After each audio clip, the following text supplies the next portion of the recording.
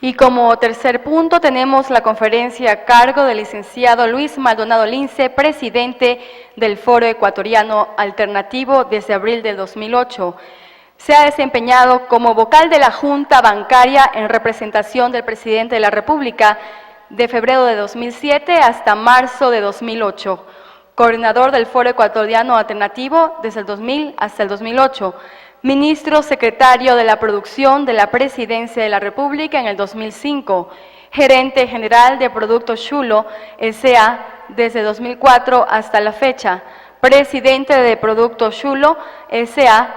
desde 1983 hasta el 2004, presidente de la Federación Ecuatoriana de Exportadores FEDEXPOR 1998-2000, miembro titular del Consejo de Comercio Exterior e Inversiones, COMEXI, de 1998 hasta el año 2000, director de la Cámara de Industriales de Pichincha desde 1993 hasta 1995, presidente de la Comisión de Desarrollo Industrial y Tecnología de la Cámara de Industriales de Pichincha desde 1993 hasta 1998, asesor del MISIP, del Sistema Económico Latinoamericano, CELA, y de la UNESCO. Además, presidente de la Cámara de la Pequeña Industria de Pichincha entre 1987 y 1988. Lo recibimos al licenciado Luis Maldonado Lince en esta mañana, en donde nos va a hablar de este importante tema como es la crisis económica y las repercusiones en nuestro país y en toda Latinoamérica. Bienvenido.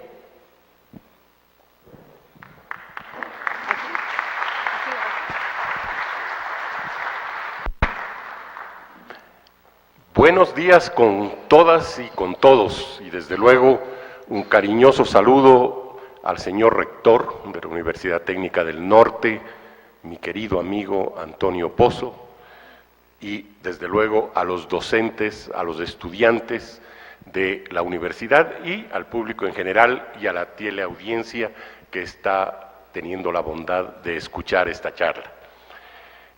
Esta conferencia tiene, yo diría, la particularidad de que es el punto de vista de un empresario y es el punto de vista de una organización que desde el año 2000, en una lucha frontal contra el proceso neoliberal de privatizaciones en el Ecuador y la dolarización, marcó un hito en la historia nacional y fue y es el Foro Ecuador Alternativo. Desde esa doble perspectiva y agradeciendo desde luego la generosa presentación de Antonio y obviamente ratificando el honor que él me acaba de conferir, de declararme amigo, yo creo que es al revés, ustedes me honran con su amistad y yo me siento realmente comprometido a hacer una cosa que es la que me he propuesto hacer en esta presentación. Y es transmitirles a ustedes, desde el punto de vista dual que les he mencionado, tanto como empresario como Foro Ecuador Alternativo, cuál es realmente el enemigo, qué es la crisis. Y por primera vez llevo un largo periodo de tiempo ya hablando de temas económicos, empresariales y políticos. Pero voy a explicar un poco la razón de ser del título de esta presentación. Dice, la causa profunda de la crisis. No se refiere a las causas profundas de la crisis o a la suma de factores que provocan la crisis. Hablo de una causa. Y en el subtítulo, yo no sé si se puede ver en la imagen, en el subtítulo de la primera lámina, dice la avaricia del poder, más abajo de lo que está allí. No sale en la pantalla desgraciadamente, pero es simplemente la avaricia del poder. La causa profunda de la crisis la vamos a encontrar en la avaricia que conduce al poder y por esa razón creo que el título de la conferencia merece una aclaración. Según el diccionario de la Real Academia Española de la Lengua, Una crisis representa un cambio profundo, resultado de una serie de acontecimientos que hacen que una situación mejore o empeore. Es, además, una mutación importante en el desarrollo de otros procesos en el orden físico, histórico y espiritual. Para los propósitos de esta charla, trataremos de profundizar en la evolución histórica de hechos que en lo político, económico y social han llevado al mundo entero a la conflictiva, grave, extraña y difícil de manejar situación actual. El factor central de lo que hoy vivimos debe buscarse, sí, en los hechos, factores y cifras económicas, pero centrar la solución en el instrumental económico sería como los médicos discutiendo las virtudes de distintas y conocidas medicinas sin tomar seriamente en consideración al paciente. En este caso, el paciente es un planeta entero. El planeta y su gente, padece una enfermedad inédita por sus dimensiones y requerirá una aproximación no convencional para comenzar recién entonces a atisbar el perfil de una posible solución. Si atendemos al paciente, vemos en los elementos directrices y motores de su estructura un afán descabellado y desordenado por poseer y adquirir riqueza y recursos para atesorarlos y concentrarlos en sus manos, desconociendo el derecho de otros a compartir y acrecentar dicha riqueza y dichos recursos para beneficio común. Esta causa del grave mal que afecta al mundo es la avaricia, cuyos resultados cuantificables acumulados se usan para dominar, sojuzgar, someter, esclavizar y enseñorearse de otros. Esto es el poder. Como veremos más adelante, la avaricia es parte consustancial del poder. Si no se atesora riqueza, difícilmente se puede ejercer el poder. Son pocos los que no sucumben a esta tentación y a esta ecuación. Felizmente, esas excepciones existen y esa es parte de la esperanza de un mundo mejor. Y aquí está un número importante de esas tan luminosas excepciones. La avaricia y el poder son tan lejanos en la historia como Caín y Abel, como las guerras y conquistas de la antigüedad y del presente, pero nunca como ahora a la violencia que se une la falta total de pudor de financistas y banqueros que en una inmensa conspiración mundial pretenden someter a la humanidad con doctrinas que sacuden las íntimas fibras del natural afán de supervivencia y bienestar de hombres y mujeres, sobre cuyos hombros pesa la sostenibilidad de hogares, sociedades y el entorno natural. Podemos pasar a la siguiente imagen, por favor. Estos problemas fueron vistos del poder y la avaricia. Ya fueron advertidos, como dice la lámina, por ilustres pensadores, políticos, gobernantes, estadistas y hombres de negocios, que en el centro fundamental del poder económico mundial ya tuvieron recelo, desconfianza de lo que se veía venir. La siguiente, por favor.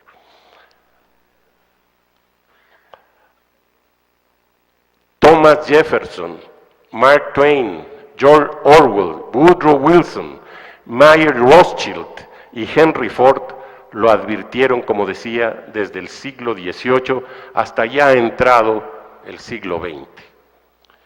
Yo me voy a permitir dar lectura y comentar de paso muy brevemente algunas de las cosas que se han dicho. Voy a empezar con una que es la cita de un escritor conocido seguramente por todos ustedes, El Mundo en 1984, me refiero a George Orwell, Animal Farm, que fue otro libro importante que él escribió. Pero lo que él dice un poco señala el camino de lo que actualmente vivimos a nivel mundial y muy particularmente de lo que estamos viviendo este momento en el Ecuador. Dice George Orwell, decía pues, en épocas de engaño, falsedades y mentiras, decir la verdad es un acto revolucionario.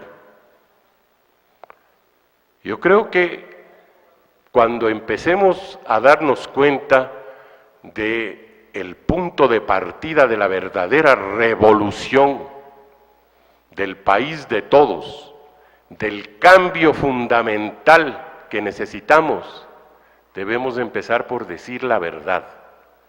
Pase lo que pase y cueste lo que cueste. No es cuestión la verdad mesurable en términos del cálculo político. No es lo que es conveniente o aceptable desde el punto de vista de la cuantificación electoral, lo que debe regir el decir la verdad o escoger a veces caminos de la mitad donde se dicen verdades a medias que son peores que mentiras. Yo creo que la verdad debe ser considerada una e indivisible, y decir la verdad es un acto revolucionario.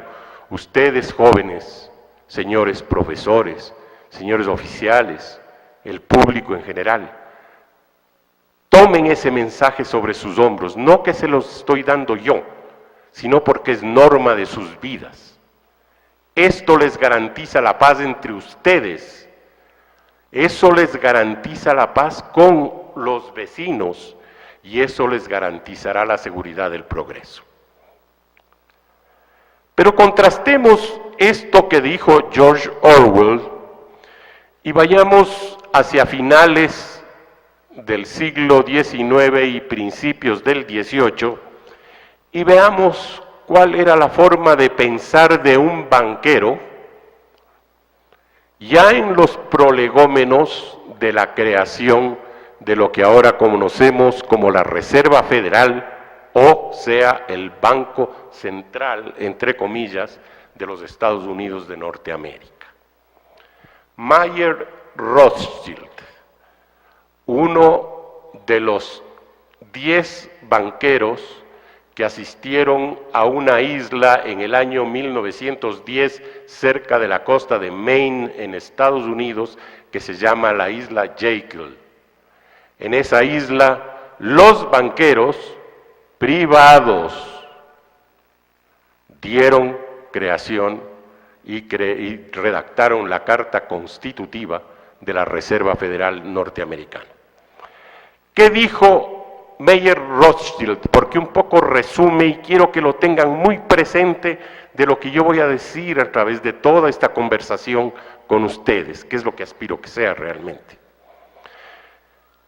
Rothschild dijo: dennos el control del abastecimiento de dinero en la economía. Si es que esto ocurre como lo deseamos, entonces ya no importará quién haga las leyes de la nación. Repito, dennos el control del abastecimiento monetario o del abastecimiento de dinero. Eso se llama el control de la oferta monetaria.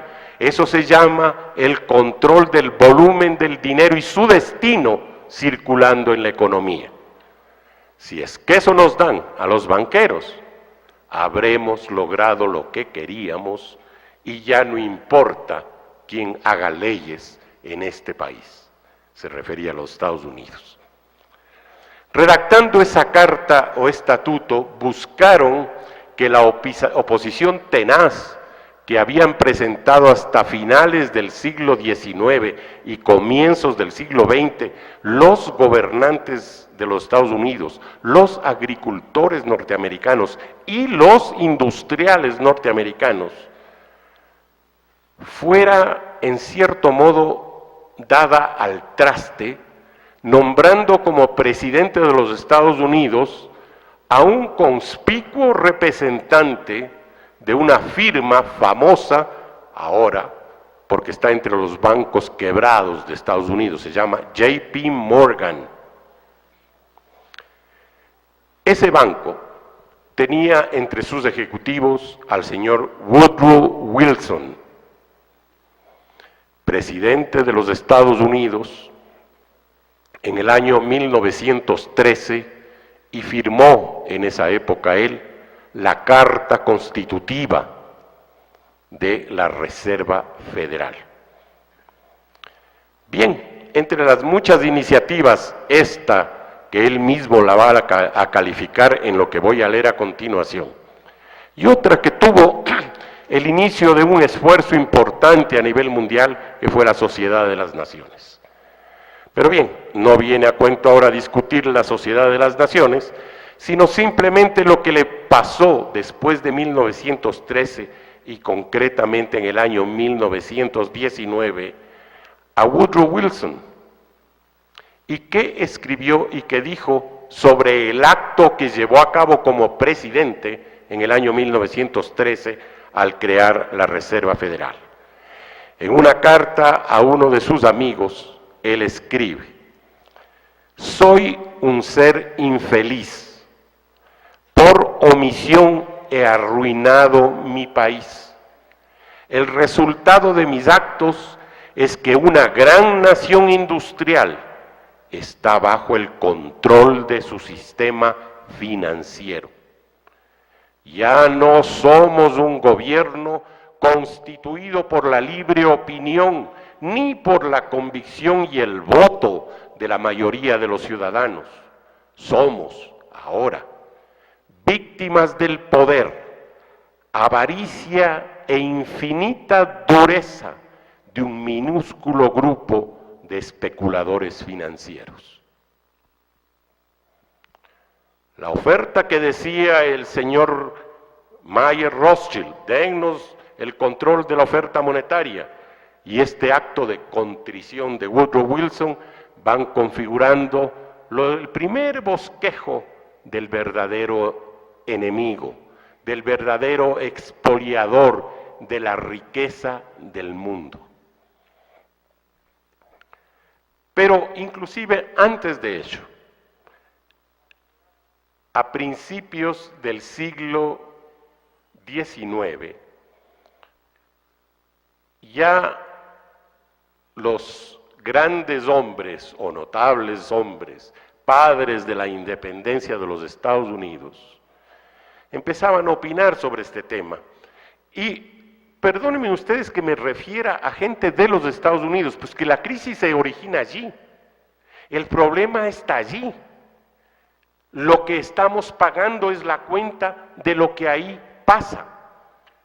¿Qué es lo que dicen autoridades de organismos multilaterales? El día de ayer, en el diario de La Jornada de México, hay un análisis o una declaración del Fondo Monetario Internacional y del Banco Mundial, organismos a los que ahora vamos a recurrir, sea dicho de paso. Dice: América Latina no provocó la crisis, dicen el Banco Mundial y el Fondo Monetario Internacional, sí pagará los efectos.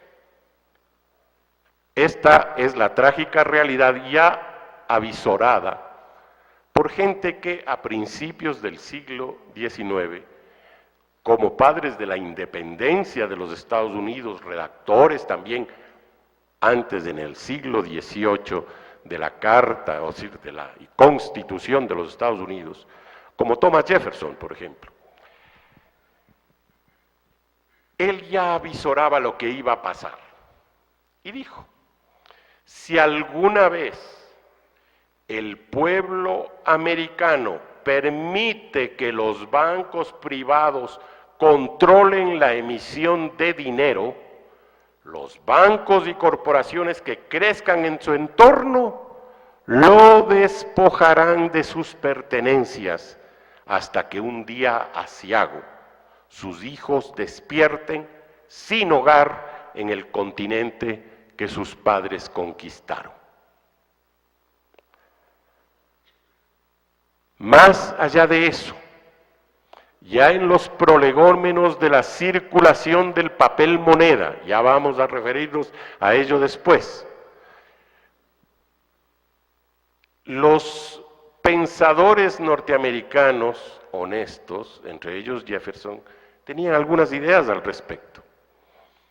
Y en esa misma carta él se refiere al papel moneda y dice, el papel moneda es pobreza, es solo el fantasma del dinero y no el dinero mismo.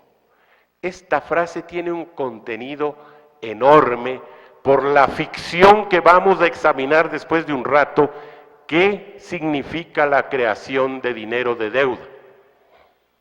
Lo ilustro con un ejemplo muy sencillo antes de terminar, o termino de leer lo que dijo Jefferson. Sinceramente creo que el poder de las instituciones financieras para crear dinero o papel moneda varias veces sobre el valor constante del oro y la plata que en efecto custodian es más peligroso para la libertad que ejércitos en pie de guerra. No estoy leyendo declaraciones de Lenin, de Marx, estoy leyendo cosas que dijeron los padres de la nación del norte, Estados Unidos de Norteamérica. Bien, ¿qué iba a decir? La ficción del dinero. Vamos a suponer que tenemos nuestro querido rector Antonio y yo $100 cada uno, y que la compañera que está en la computadora es banquera. Ningún calificativo en eso, es simplemente ella va a custodiar los $100 que tiene Antonio y los $100 que tengo yo. Vamos, le entregamos, ella nos da una chequera, desde luego tenemos que pagar por ella, pero no sabemos cuánto, y cada uno tiene un saldo de $100 en su chequera, ¿no es cierto? Y el banco tiene $200. Bien, después de un tiempo yo tengo una necesidad y voy donde la compañera y le digo, mire, necesito que me preste $50. Ella me dice, ¿cómo no? En efecto, su saldo le habilita, tome los $50. La pregunta es, ¿de dónde salieron? Porque en la libreta o en la chequera de Antonio dice saldo $100 y en la mía dice 150. Esa es la ficción de la creación del dinero basado en deuda. No es necesario emitir. Los que se asustan de los bancos centrales que emiten dinero, lo que tienen miedo realmente es de que los estados como tales algún día recuperen para sí, no solamente la soberanía, sino el poder de generar bienestar por la vía de emitir el dinero y de controlar el volumen de la masa monetaria que circula y su destino. Bien. Yendo ya a la parte, yo diría, un poco irónica de lo que se decía uno de los personajes, escritor, novelista norteamericano, Mark Twain, decía lo siguiente: la única diferencia entre un embalsamador o taxidermista y un especulador financiero es que el primero, el embalsamador, por lo menos te deja la piel. Y es la pura verdad, la carcasa por lo menos queda. Caigan en manos de los banqueros y especuladores y no les queda ni eso. pero tan es así que un industrial norteamericano, Henry Ford, autor de la línea de montaje, de los procesos de fabricación con controles de calidad, la producción en masa, en fin, una serie de cosas que innovó. Sin embargo, durante su vida tuvo vinculaciones con el sistema financiero norteamericano, con la Reserva Federal norteamericana, y tuvo altibajos, peor, yo diría parecidos a los que las empresas manufactureras suelen tener cuando innovan y el volumen de su inversión no corresponde a la disponibilidad de dinero circulando en la banca. Pero bueno, esa es otra historia. ¿Pero qué dijo Henry Ford? Dijo, es bueno que la gente de esta nación no entienda nuestro sistema financiero monetario y toda su magia. Si lo pudiera hacer, creo que habría una revolución antes de mañana por la mañana.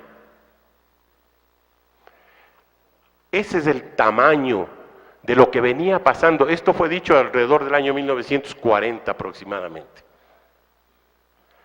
No es que las crisis y las burbujas aparecen ahí. Estados Unidos estaba viviendo los años finales previos a la Segunda Guerra, es decir, ya empezada la Segunda Guerra Mundial, pero previo al año 43, 44, cuando se crea el nuevo sistema económico internacional.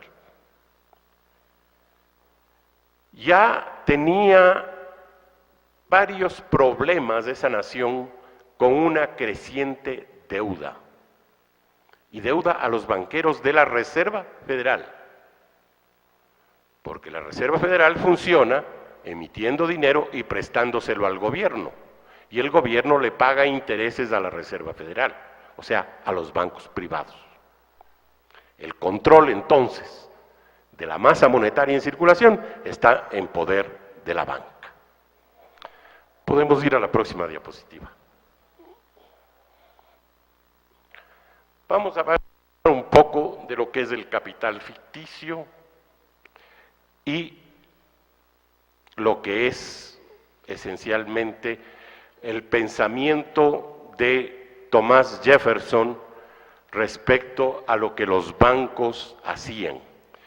Él le escribió una carta a un amigo suyo, Richard Rush, en que le cuenta preocupado lo que estaba pasando, y creo que vale la pena porque es un documento histórico. Los propios bancos, dice Jefferson, estaban haciendo negocios con capitales que, en sus 3/4 partes, eran ficticios. Ya vamos a ver por qué, o por lo menos voy a intentar explicarles por qué. Para ampliar sus ganancias, se dieron en préstamos ese mismo capital ficticio a cualquier persona, la que sin recursos ni mucho apego a las arduas labores del trabajo diario, prefería llamarse a sí misma comerciante o financista, para procurarse una casa de alto valor y caro mantenimiento, lanzándose sin escrúpulos a cualquier apuesta mercantil y terminando, como suelen terminar las apuestas, con una fraudulenta declaración de quiebra. ¿No les suena familiar eso a lo que estamos leyendo en la prensa hoy día? Como último recurso, desde luego, esta quiebra es un último recurso inmoral para desaparecer y después rehacerse. Este capital ficticio, probablemente de cientos de millones de dólares a principios del siglo XIX, es ahora una pérdida que alguien habrá de sufrir. Probablemente serán aquellos que tienen propiedades y recursos bien habidos y que tendrán que sacrificarlos a valores muy por encima del precio pactado en su deuda original. Yo no sé si tenía una bola de cristal el señor Jefferson, pero la crisis inmobiliaria que aflige afligió a los Estados Unidos y aflige ahora al mundo entero, ya la estaba viendo él con perfecta claridad. Realmente, dice Jefferson, hemos estado arando en el viento y estamos cosechando huracanes.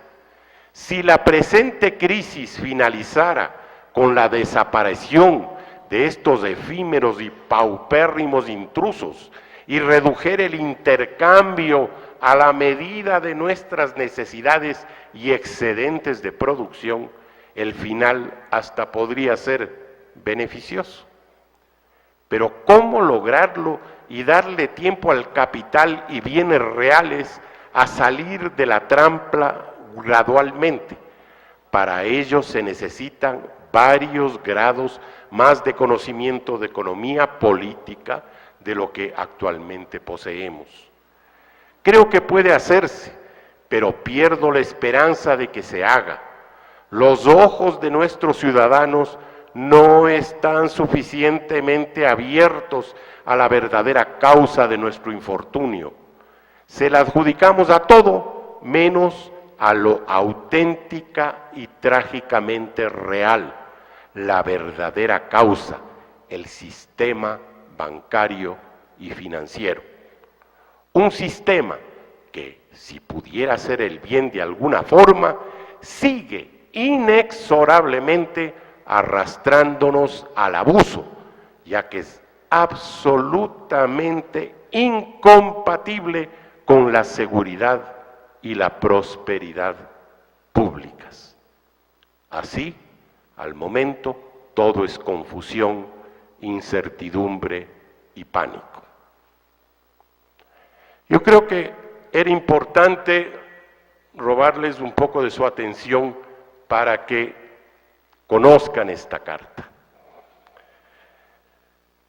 Y ahora sí, puedo explicar algunas cosas, te ruego, Antonio, si es que me... Y sobre todo, siéntanse libres al concluir una parte de hacer alguna pregunta o un comentario, si a bien lo tiene. Podemos pasar a la siguiente, por favor.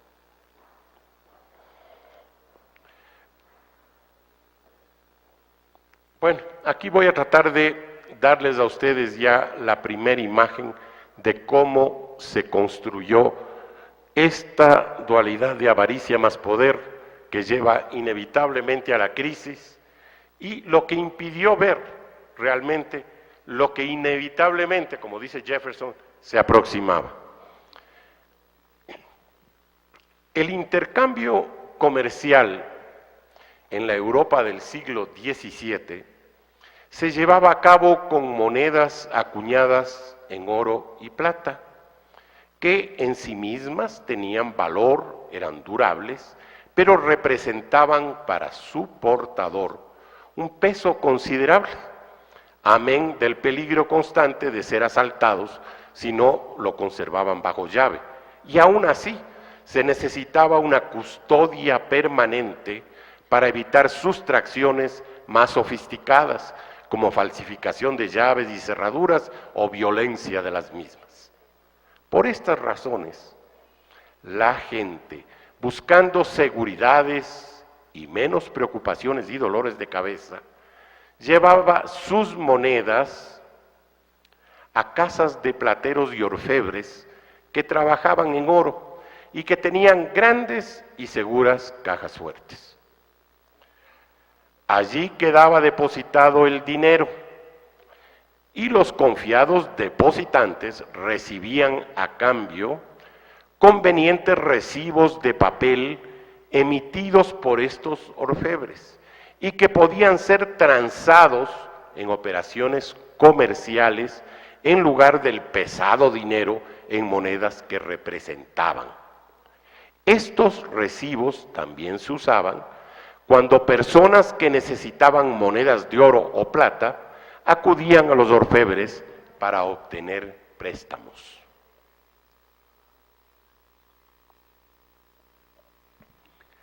Las trampas y travesuras financieras comienzan cuando plateros y orfebres, con un agudo poco sentido de observación y olfato, entre comillas, se dan cuenta que solamente entre un 10% a un 20% de los recibos de papel emitidos por ellos regresaban para ser redimidos en oro y plata en una oportunidad dada.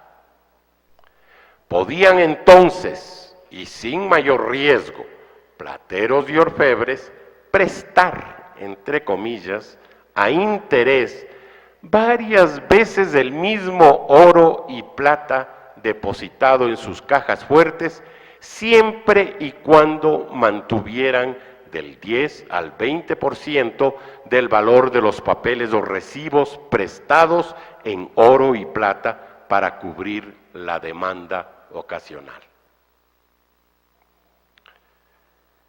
Se crea de esta manera el papel moneda, que no era otra cosa que recibos por préstamos en oro y que, milagro de los milagros, valía varias veces el oro y la plata que efectivamente guardaban en sus cajas fuertes. De manera constante, estos esclarecidos financistas emitían papel moneda o notas y otorgaban créditos por montos que superaban en 4 o 5 veces su real disponibilidad de oro y plata. A una tasa de interés del 20% anual, el mismo oro y plata prestado 5 veces producía una tasa de retorno del 100% cada año, en oro y plata que estos orfebres y plateros no poseían realmente y legalmente no lo debían haber prestado. Si cumplida semejante trafacía, tenían el cuidado de no sobreextender estos denominados créditos, orfebres y plateros se volvían inmensamente ricos sin realmente producir nada de valor por sí mismos. El resultado neto de estas operaciones era que la gente de las ciudades debían a estos personajes más oro y plata del que, en su momento, confiaron a tan hábiles timadores. La riqueza de las ciudades y también de las naciones pasó como por un tubo de succión a los cofres de estos orfebres convertidos en banqueros, sometiendo a los pueblos de manera progresiva e inexorable a la esclavitud de una eterna deuda. Si un dueño de casa rentara el inmueble al mismo tiempo a 5 familias, seguramente iría a la cárcel por estafa. Sin embargo, y siendo parecido el delito, los orfebres banqueros diseñaron un sistema en el cual intercambiaban no cosas de valor, sino pedazos de papel por ellas. El esquema se denominó reserva fraccional en el lenguaje técnico financiero. Reserva fraccional en la práctica bancaria, porque el oro que se mantenía en reserva era apenas una fracción del papel moneda que supuestamente garantizaba. Así, con reserva fraccional mínima, se inicia un proceso de control absoluto de la oferta monetaria en la economía de las naciones, que dejen claro el proceso indisoluble de la avaricia como acumulación de recursos para poder ejercer un poder sin límites. Creo que aquí vamos identificando un poco mejor cuál es el tamaño, características y facciones de este verdadero enemigo de la humanidad. Y después, si nos da el tiempo, hablaremos de algunas cosas que debemos hacer para recuperarnos de tan grave situación. La siguiente, por favor.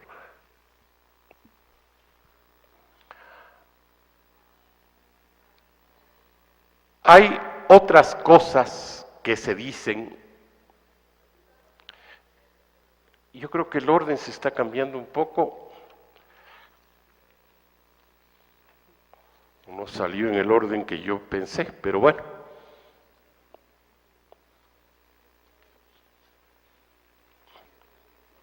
Yo quiero ir a la diapositiva número 5.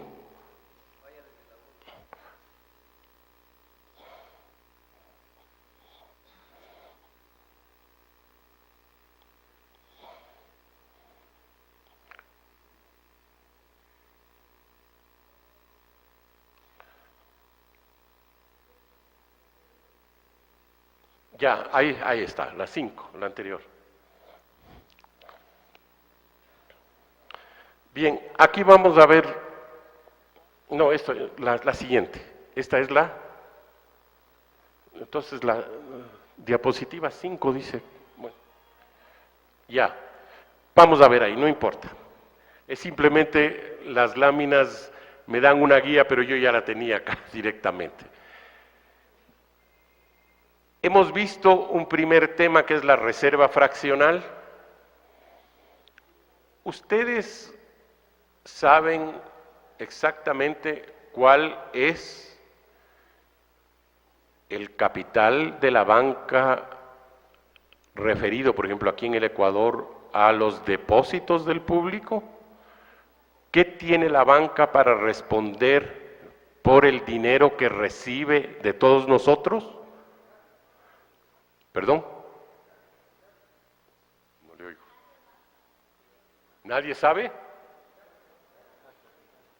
Bueno, ese se llama encaje bancario por una parte, pero se llama también reserva residual. Y ahora se llama también índice o fondo de liquidez. Son 1.500 millones de dólares que van a ser aproximadamente con un fondo inicial de 135 millones. Pero el problema realmente es que la gente deposita en la banca aproximadamente 15.000 millones de dólares anuales. Y si la banca tuviera que responder, hagamos la figura de comparación con los plateros u orfebres, tuviera que responder por todo, tiene apenas en capital declarado e inversiones aproximadamente 900 millones de dólares. Y esta es una situación no particular del Ecuador, ocurre en todas partes del mundo, y eso es lo que nos ha llevado a esta situación. Ya no aguanta más. Antes, plateros y orfebres se quedaban quietos cuando el papel que emitían por el oro que tenían en sus cajas fuertes pues llegaba más o menos a la quinta parte, y con eso se conformaban. Pero aquí llegamos a una especie de euforia sin control, a una verdadera bacanal financiera donde los límites simplemente no existen. Entonces esa diferencia atroz empieza ya a cobrarnos la factura, y en Estados Unidos vemos como banco tras banco cae, en Europa pasa lo mismo, en el Asia está ocurriendo igual. Naciones, algún momento ejemplos del neoliberalismo, llevado a ultranza del dejar hacer, dejar pasar, como Islandia, por ejemplo, quebraron como naciones, hecho curioso, inédito en la historia de la humanidad. Pero bien, vamos a ver qué es lo que ocurría realmente y cómo hay otras teorías también que han sido debidamente tratadas antes y que es necesario que las pensemos. Todo esto se reduce a deudas. Los individuos, nosotros, hombres, mujeres, jóvenes, ancianos, todos tenemos deudas y los países tienen deudas. Yo creo que vale la pena reflexionar sobre algunos elementos de lo que es la deuda. Primero, no es extraño en los tiempos de crisis como el actual que se considere a las deudas nacionales como dioses irascibles que jamás perdonan y tienen el poder para controlar, alterar y, si es posible, hasta destruir los fundamentos de una nación. Los prestamistas y prestidigitadores internacionales y a veces nacionales suelen presentar esta verdadera tragedia como resultante de la intrínseca corrupción de nuestros pueblos, gobiernos e instituciones, tanto públicas como privadas, tendiendo de este modo una grotesca trampa financiera que supuestamente es inevitable e ineludible. La realidad, felizmente, no es tan perturbadora. La acumulación de deuda insostenible es un lugar común en la historia. Hay varios medios conocidos para resolver el problema, desde el inaceptable, desde luego, de ejecutar a los prestamistas, hasta caer sin tapujos en mora, o lo más deseable, renegociar para conseguir rebajas del principal y tasas de interés más baratas, pensando siempre que la reserva fraccional de la institución prestamista torna por lo menos cuestionable la legítima disponibilidad de los recursos. Una pequeña observación, no sé si hay empresarios aquí, yo soy empresario. Digamos, en una mediana empresa circulan durante el año millones de dólares. Uno firma avales, pagarés, cheques, un montón de cosas. ¿Pero ha visto realmente el dinero? ¿Lo ha visto? No. Lo que ha visto es faxes, emails, autorizaciones, cartas firmadas, es todo lo que vio, papeles. Nuevamente, eso pone por lo menos lo que acabo de decir en duda, la legítima disponibilidad de los recursos que se nos prestan o que a los pueblos y naciones nos otorgan tan gentilmente y que ahora nuevamente, después de haber abjurado de ello, el gobierno ecuatoriano nuevamente acude a esos centros de poder en busca de ayuda. No existe ejemplo alguno a lo largo de la historia, si me equivoco me lo dicen por favor, de naciones que se hayan vuelto ricas y prósperas pagando religiosamente deudas insostenibles. Me he preocupado de averiguarlo. ¿Cuándo, cómo, dónde, a través de la historia, alguna nación, desde luego en situación de sujeción a un poder superior, esto es, a una nación más fuerte, se volvió rica y próspera pagándole la deuda? No existen tales ejemplos.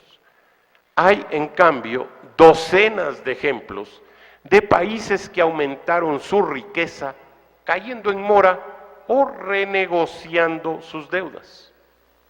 Por ejemplo, cuando Solón el Sabio, en el siglo VI antes de Cristo, se convirtió en arconte de Atenas, encontró a la ciudad-estado paralizada por una deuda impagable. Lo primero que hizo es programar una mora generalizada y sacudirse de la carga que significaban los pagos perentorios y destinarlos al crecimiento de la producción, generando así los recursos que más tarde le permitieron atender holgadamente sus compromisos, enrumbando a su pueblo a la prosperidad y a la democracia. En resumen, la Atenas que ha sido la inspiración de la civilización occidental fue el resultado directo de una gran moratoria nacional. De una forma u otra, y en grado superlativo, las naciones occidentales de nuestros días, incluyendo a los Estados Unidos, han entrado en periodos de prosperidad, dejando de pagar deudas paralizantes. Todo hombre de negocios, y al decir hombre de negocios no necesariamente quiero decir empresarios, todo hombre que hace un negocio, compra, vende, transa, hace lo que sea. Todo hombre de negocios sabe que los contratos deben ser respetados. Esto lo digo por si alguien piensa que yo estoy promoviendo aquí no pagar deudas. Los contratos, digo, deben ser respetados hasta donde esto sea posible. Si no lo es, en esos mismos contratos, en todas partes del mundo, se estipulan cláusulas para caer en mora o renegociar. La gente de empresa o de negocios hace ambas cosas y nadie guarda rencores, o peor, utiliza calificativos poco amables para describir esta situación cuando ésta se da. En cambio, no existen regulaciones generales a los problemas financieros de las naciones. Y no existen simplemente porque ellas mismas son la autoridad regulatoria. Repito, no existen regulaciones generales atinentes a los problemas financieros de las naciones, simplemente porque las naciones en su carácter soberano, los estados, son la autoridad regulatoria. La más importante diferencia entre la deuda pública y la privada es que la primera no se basa en garantías reales, o sea, la deuda pública no se basa en garantías reales. Este hecho significa que caer en mora sea una solución menos traumática a situaciones inviables, facilitando las renegociaciones. El tema de las garantías reales, en el caso de los estados, fue resuelto en el siglo XVIII en la Europa de los enciclopedistas y los primeros esfuerzos republicanos. Se determinó en ese entonces, sin lugar a dudas, y poco ha variado eso, o reclamos que un pueblo endeudado no ha hipotecado o debe sus derechos nacionales, su tierra y su propiedad a ningún prestamista. Los derechos naturales y concretos de los ciudadanos tienen precedencia sobre los derechos contractuales de los prestamistas. Estos últimos, desde el siglo pasado y lo que va del presente, han tratado de revertir el principio mencionado. El imperativo gerencial corporativo financiero sugiere que las deudas nacionales pueden indirectamente garantizarse o prendarse de varias maneras, especialmente por el mecanismo de forzar a los gobiernos a vender propiedad nacional para pagar deudas. La forma preferida en esta práctica se llama privatizaciones, obligando así a la transferencia, bajo este pomposo nombre, de recursos y propiedad nacionales a los prestamistas. Otra forma, para el mismo fin, es convertir en parias internacionales a los países que caen en mora. Curioso hecho que no se aplica en el sector privado. En el sector privado simplemente acudimos a las cláusulas contractuales y nadie es enojado ni nadie es paria. Pero las naciones que se atreven a levantar la frente ante los prestamistas internacionales son parias de la comunidad internacional, y hay testaferros vergonzosos en nuestros países que se ocupan de ahondar en eso y de restregarnos en la cara el hecho de la vergüenza terrible que significa el no cumplir los sagrados compromisos de la deuda externa.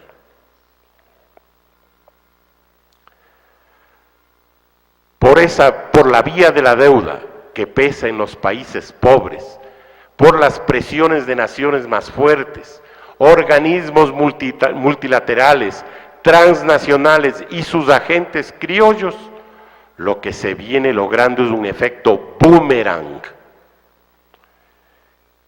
que de un tercer mundo convertido en peso muerto, rebota al mundo desarrollado y próspero, asfixiándolo más en la recesión, depresión y sin un flujo de caja recuperable en el mediano plazo. Cuando hablo de flujo de caja, hablo de esta veleidad que la escuchamos inclusive en nuestro país, en plena época de cambio o cambio de época, como lo quieran llamar. Y es recortar el gasto público, ahorrar. No le demos plata a las universidades, centralicemos los gastos para fijar las prioridades desde el gobierno central. A la fuerza pública quitémosle también un poco de fuerza para darle esas fórmulas de manejarse adecuadamente. Esa es la concepción, como bien señala, del neoliberalismo. O sea que estamos repitiendo eso, pero hablaba del flujo de caja. Cuando se producen ahorros de la manera que acabo de decir, recortando recursos o inversiones, lo que se hace lisa y llanamente es ahorros de corto plazo.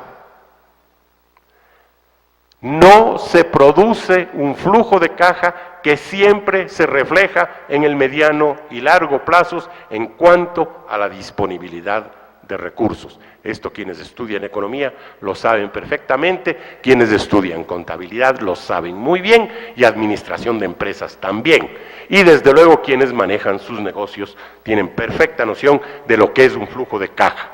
Pero lo que se está afectando con el peso muerto que ya significan las naciones en desarrollo o las naciones pobres para el tercer mundo, este momento sí va a repercutir gravemente en el flujo de caja de esas naciones.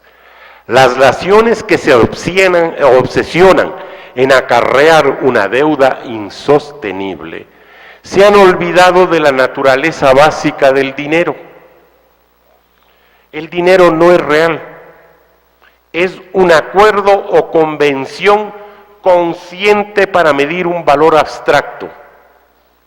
Las sociedades enfermas a menudo quedan hipnotizadas por el dinero y lo consideran algo real y concreto, destruyendo de este modo lo que a toda costa se debe rescatar como virtud de la medida del intercambio cuando éste tiene una base real, que es procurar un razonable y creciente nivel de vida para la gente y no exclusivamente para prestamistas y sus agentes.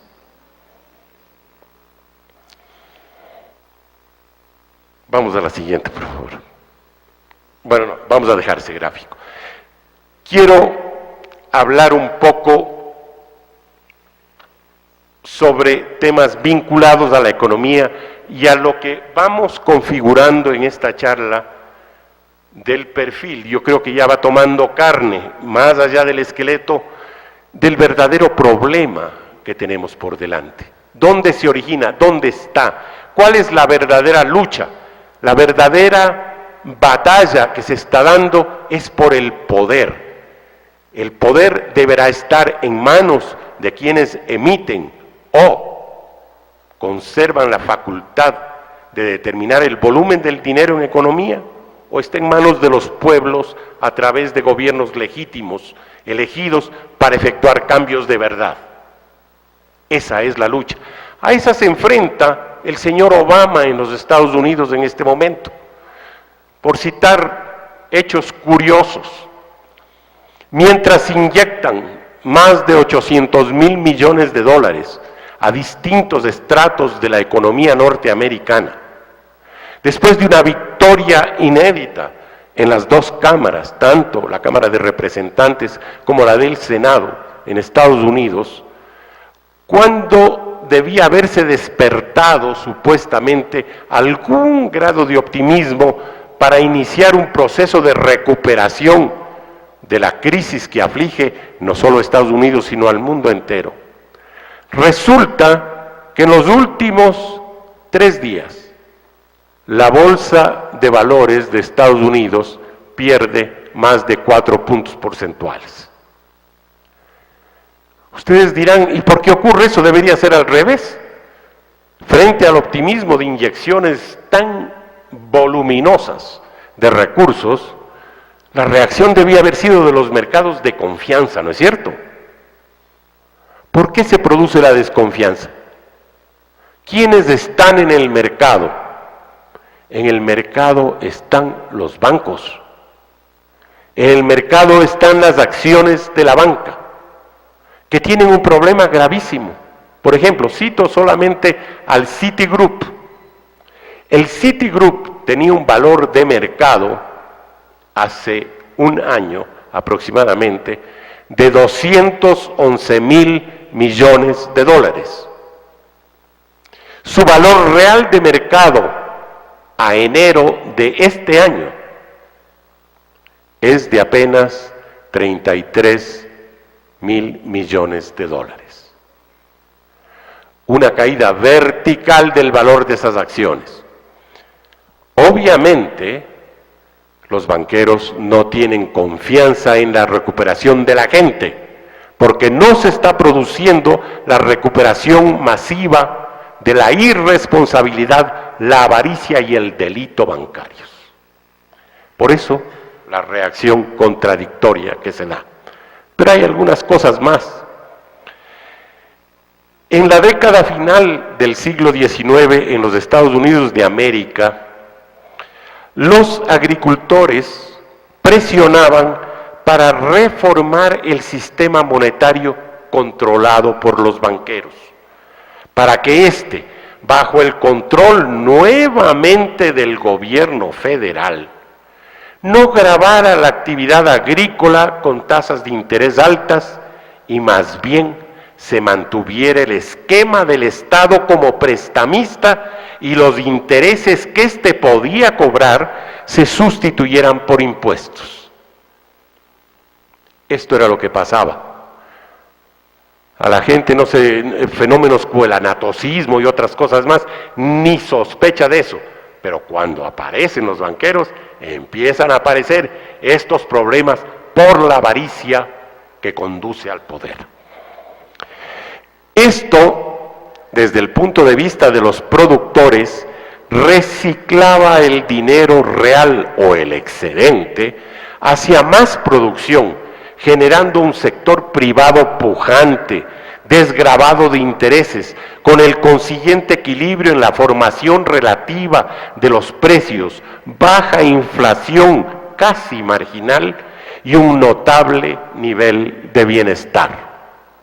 Esto lo fue a conversar en su momento el señor Benjamin Franklin en la corte inglesa. Y esto despertó la avidez de los banqueros y torcieron todo este sistema. De ahí viene un poco la lucha de los agricultores y de los productores en los Estados Unidos.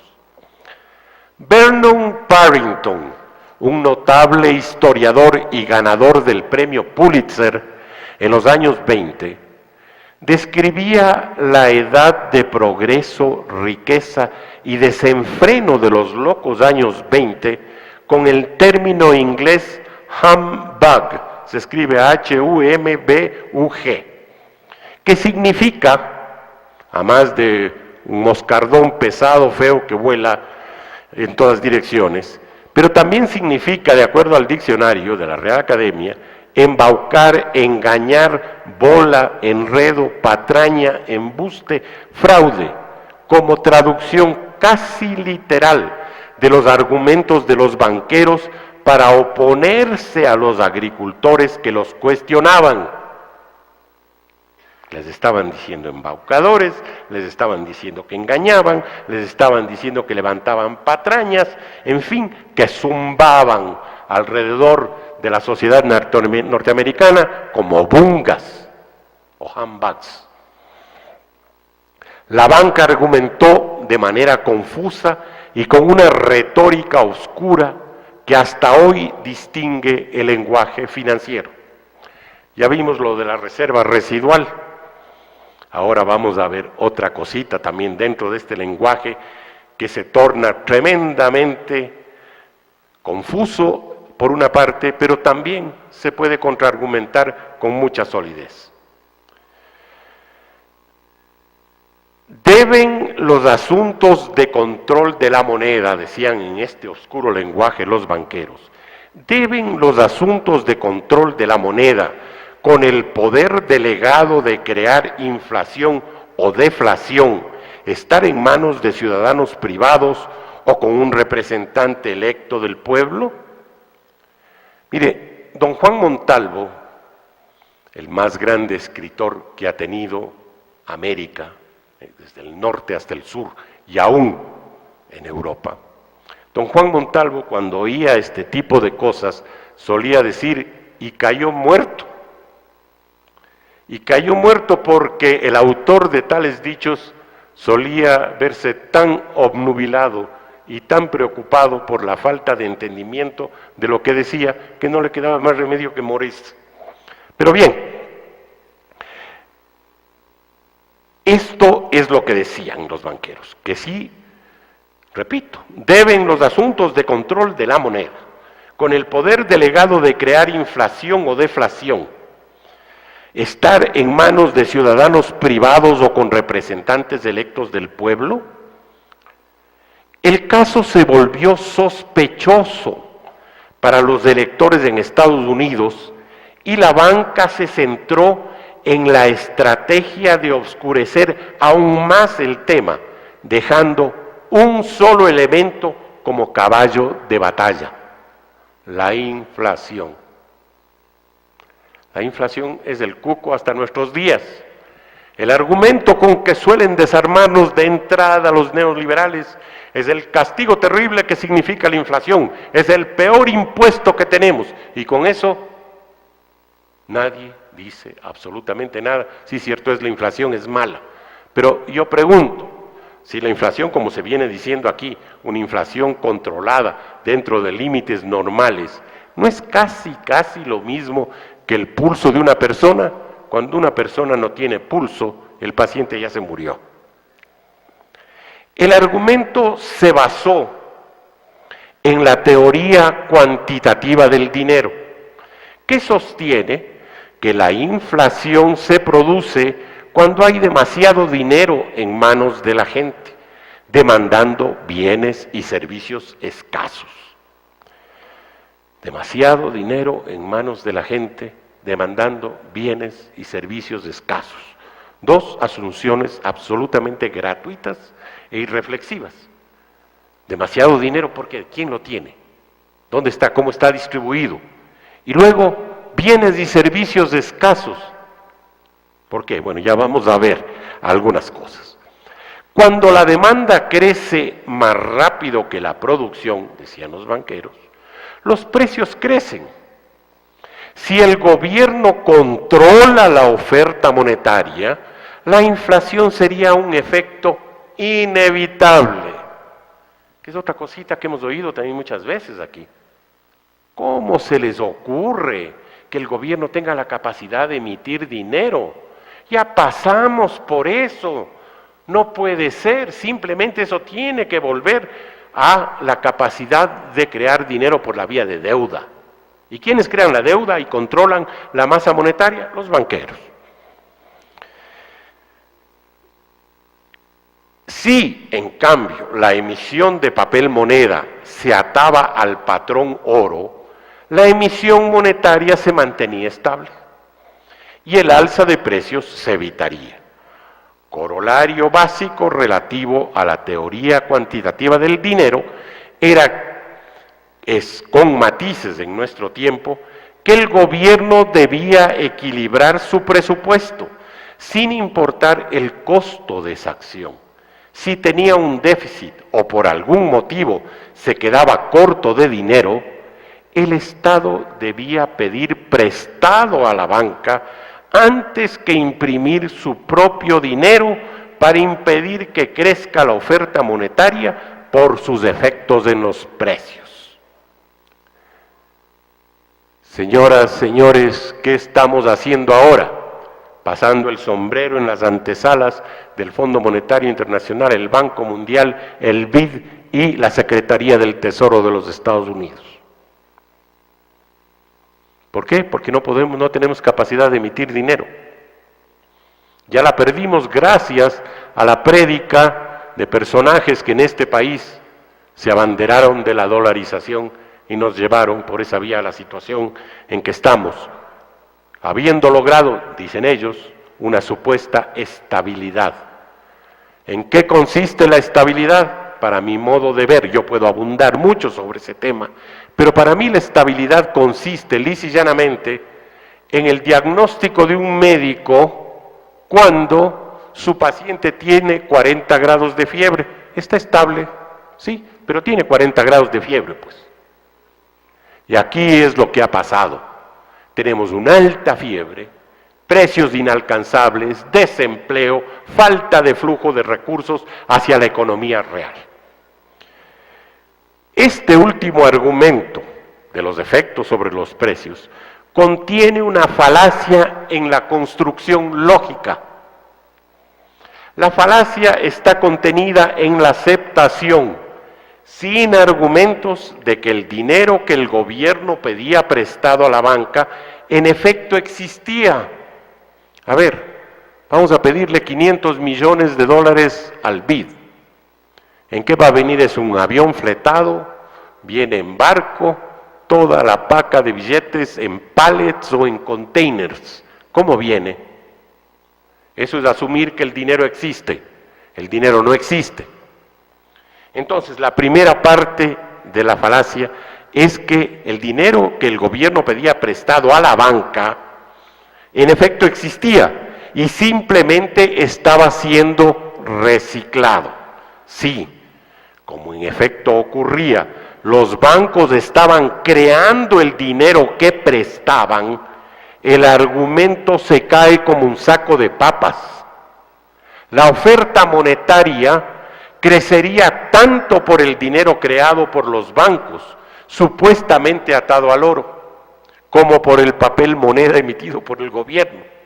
Sin embargo, el dinero creado por el gobierno tenía la ventaja de no precipitar a los contribuyentes a un endeudamiento no deseado, amén de promover un flujo permanente de recursos no dependiente en niveles de deuda creciente para mantenerse a flote. John Maynard Keynes encontró otra falacia en la teoría cuantitativa del dinero. La supuesta lógica de la inflación que proviene del exceso de la demanda monetaria se sostendría solamente si la oferta como factor de la ecuación se mantuviera fija. Es decir, es una suposición absurda. Yo pongo más dinero, ¿la producción se va a mantener fija? ¿O va a tratar de cubrir la demanda agregada? Si nuevos billetes o papel moneda se usaran para crear bienes y servicios, la oferta crecería a la par de la demanda, manteniendo los precios estables. Sumar más dinero a una economía inflaría los precios solamente si los productores se quedaran sin materias primas y mano de obra necesarias para seguir produciendo bienes. Finalmente, la inflación que proviene de alteraciones en el tipo de cambio, por si acaso se trate de eso, es totalmente diferente a la que se origina en incrementos de la oferta monetaria. Habría mucho más para decir. Yo quisiera pasar al primer gráfico, el anterior. Exacto. Aquí tenemos algunas cosas. Si hay tiempo voy a hablar de la segunda parte de este tema de la teoría cuantitativa del dinero. Pero, ¿a qué nos ha conducido esto? ¿A qué condujo a la sociedad norteamericana este proceso de control de la masa monetaria? a este proceso de manejo del dinero ficticio, a este proceso de creación por arte de magia de dinero que no existe, y a este ejercicio de exacerbar la ambición, la codicia, no solamente en los poseedores del poder, sino aún en los simples ciudadanos. Esto comienza, este gráfico tiene la línea roja, que es el endeudamiento anual, y la línea verde, que es el ahorro de las familias, hechos por año. Esto va desde el año 1925 hasta diciembre del año 2008. Podría ser una larga exposición sobre esto, pero solamente quiero referirme al punto de inicio, donde los norteamericanos, la familia norteamericana media, ahorraba al año $4.551, si no veo mal, y se podía endeudar en 7.540. El déficit entre ambas es aproximadamente una capacidad de pago cercana al 80%. Sin embargo, en el año 1944 se reversa la ecuación y el ahorro de los norteamericanos sube a 12,000 y pico de dólares y el endeudamiento se mantiene en niveles similares en 7.473 dólares. O sea, había un superávit. La razón de ser de este superávit era el regreso de los soldados norteamericanos que pelearon en la Segunda Guerra Mundial, la seguridad que se tenía de empleo, la gran obra pública emprendida por los criterios keynesianos del manejo de la economía y la inversión pública. Esto hizo que esto se dé y ocurra. Sin embargo, perdón, me voy a parar un poco porque si no, no veo. Hacia el año 1957 ocurre un fenómeno muy importante en la historia de la economía. Se crea la tarjeta de crédito, Diners Club. Empieza a darse los primeros pasos de un endeudamiento, de un manejo mucho más sencillo y fácil, así por lo menos se dice que se estructuró la tarjeta de crédito y se creó para ese efecto. Entonces, se da un hecho curioso. El nivel de ahorro se mantiene por debajo ya de los niveles anteriores, está en 4.205 dólares. Perdón, sube un poquito, cae respecto al año 44, por las circunstancias que ya dijimos. Pero el endeudamiento, que en el año 45 era de 7.473 dólares, sube en el 57 a 23.949 dólares. Ya había una proporción que nos lleva a investigar necesariamente cuál es la estructura de ese endeudamiento. Mucho de eso hipotecas, mucho de eso automóviles y mucho de eso deuda en tarjeta de crédito. Y ahora sí demos el salto al abandono del patrón oro en el año 74. Fue en el 71 en realidad, pero el auge del abandono del patrón oro y la capacidad de fijar el valor de la moneda supuestamente en la productividad de los Estados Unidos, ya tuvo un primer aviso. La capacidad de ahorro de la familia media norteamericana fue apenas superior al año 1968, llegó a 7.171 dólares, pero el endeudamiento creció a 39.450 dólares. Ya había una desproporción gigantesca. Nuevamente, la estructura de ese endeudamiento, hipotecas, automóviles, bienes de consumo y créditos por la vía de tarjeta de crédito. Ya en esa época el endeudamiento en tarjeta de crédito era aproximadamente el 18%. Bueno, y demos el salto final. Ahorro en el 1974, 7.171. Estoy hablando en dólares actuales, no en dólares de esa época. Y el ahorro en el año 2008, ya en plena crisis, por familia en los Estados Unidos es $392. ¿Se dan cuenta ustedes de cómo perdieron la capacidad de ahorrar? Y el endeudamiento, $117.951. Esto hizo la irresponsabilidad, el organizado crimen de financistas que llevaron adelante el atraco más nefasto de la historia de la humanidad. Todo esto a vista y paciencia de gobiernos cómplices. Todo esto a vista y paciencia de una supuesta lucha entre dos ideologías. Conversábamos hace un rato con Antonio, dos ideologías, el capitalismo y el socialismo.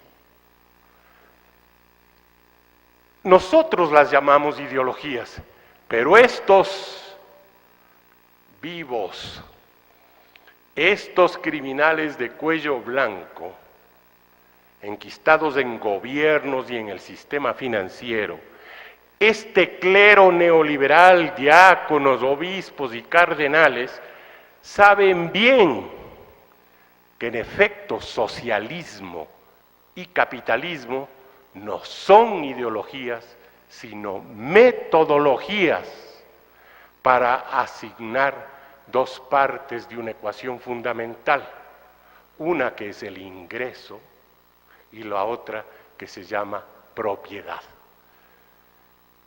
Se esconden debajo o detrás de las faldas de elementos más perversos como el socialismo, como el nazismo o el fascismo, y una especie de fanatismo casi religioso que crea una especie de nueva trinidad: el mercado, la oferta y la demanda.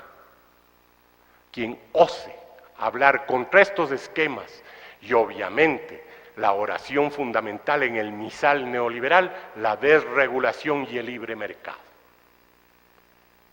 A esto hay que hacerle frente. Existen formas de salir adelante, existen maneras de derrotar a este enemigo, pero para eso se necesita una clara concertación nacional y mundial que permita, por ejemplo, que el señor Obama, que en este momento lucha contra estas terribles fuerzas, tenga éxito, nacionalice la banca. Le estaba mostrando a Antonio un artículo que sale en La Jornada del día de hoy, escrito por un excelente economista. A quienes estudian economía les sugiero leer varios libros de él. Se llama Alejandro Nadal y es mexicano.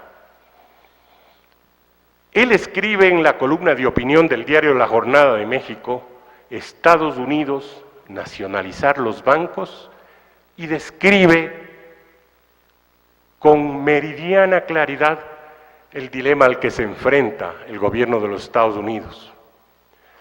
Y de paso diría yo, el dilema al que se enfrentan quienes pretendan realmente hacer un cambio. A ver, ¿quién le pone el cascabel al gato y le quitamos el poder a la banca de emitir y controlar la masa monetaria y lo retome el gobierno? Dejémonos de romanticismos y tonterías altisonantes que no llevan a ningún lado concreto. Esta es una lucha por el poder.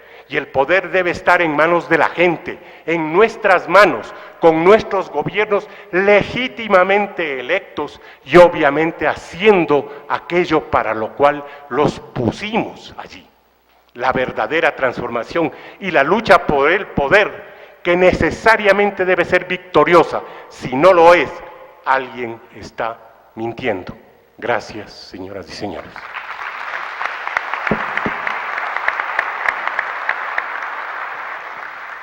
Le solicitamos muy comedidamente las preguntas. Ya las tiene.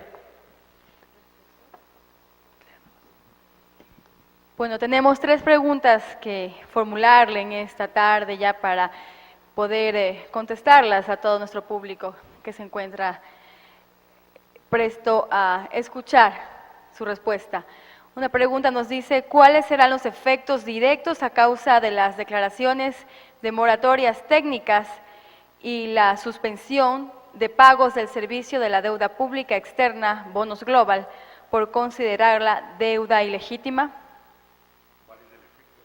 ¿Cuáles serán los efectos directos a causa de las declaraciones de moratoria técnicas y la suspensión de pagos del servicio de la deuda pública por considerarla deuda ilegítima?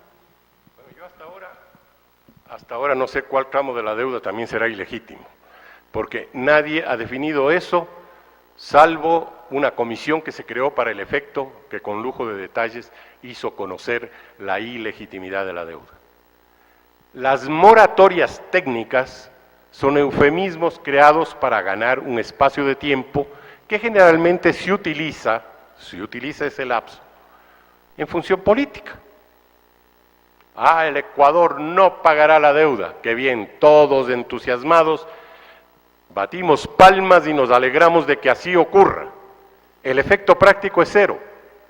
Y más aún, cuando se permite en crasos errores de carácter político, se permite echar sombras sobre el legítimo ejercicio de un gobierno de declarar la moratoria y finalmente no pagar si la deuda es ilegítima. Pero se echa sombra sobre eso cuando se permiten filmaciones clandestinas para manipular el mercado. La pregunta, por ejemplo, en el pago de ese tramo de 135 millones de dólares, cuando salieron los famosos pativideos, ¿cuánto se ahorró el Ecuador realmente? ¿Cuánto dejamos de pagar?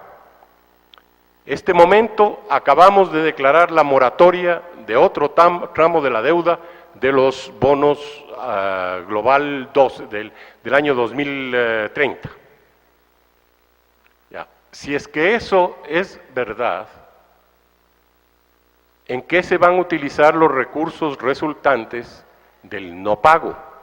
¿Por qué al mismo tiempo que se declara la mora técnica, se destaca una misión del más alto nivel a Washington para hablar con el Fondo Monetario Internacional y con el BID? Nos dicen, el BID es un banco interamericano.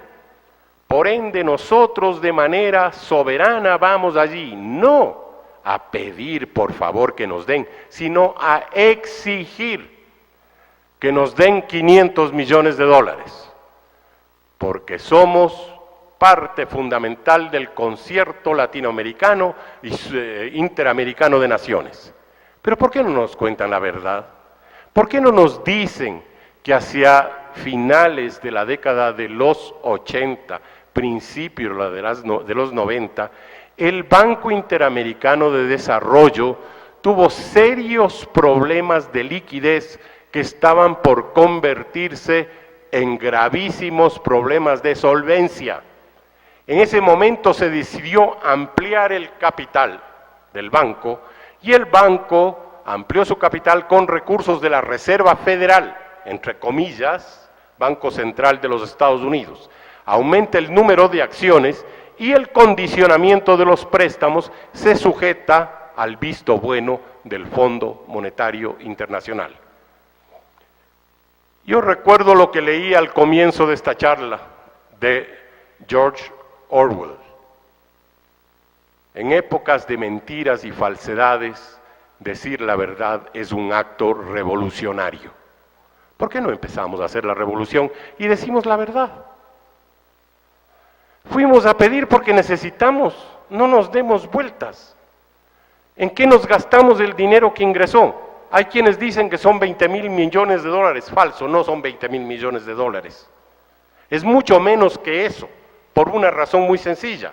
Simplemente porque hay costos que deducir y hay contratos con las petroleras que nos dijeron que en términos del excedente petrolero iba a ir un 1% a las compañías petroleras y el 99% del excedente al Estado. No fue así, es del 50%.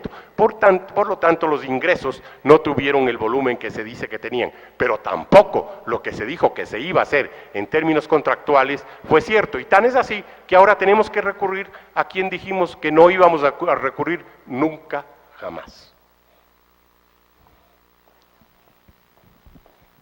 Tenemos algunas preguntas que se han formulado, pero pues ya han sido solventadas en este momento y nos queda una última pregunta, ¿no? ¿El aparato productivo del país se reactiva con la emisión de papel moneda o provocará una mayor crisis? Depende de quién emite el papel moneda, pues.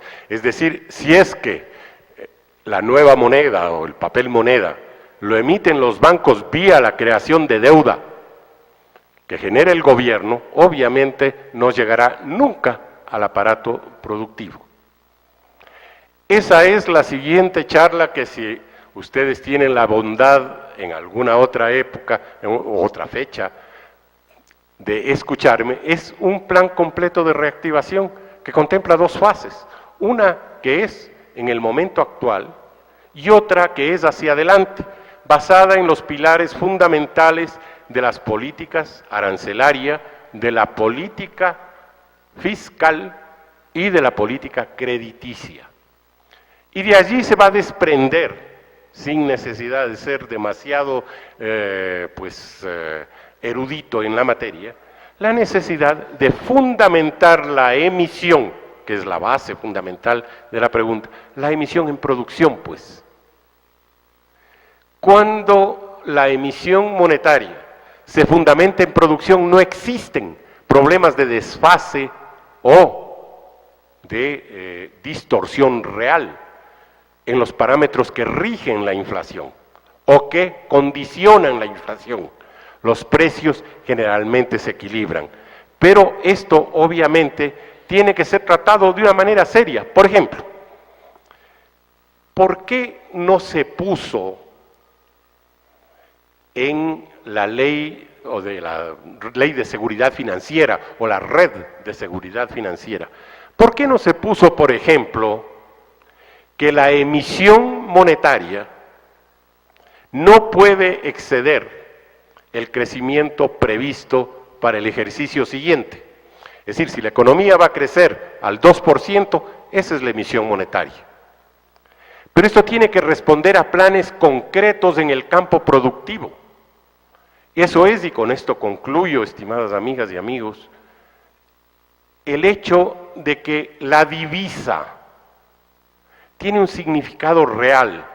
En la antigüedad, la divisa, el pendón, en la Edad Media, que utilizaban los pajes para mostrar quién era el caballero que iba a luchar en la liza, pues esa divisa decía lo que el caballero era: honor, dignidad, valentía, amor, conmiseración y paz, qué sé yo, 10.000 cosas.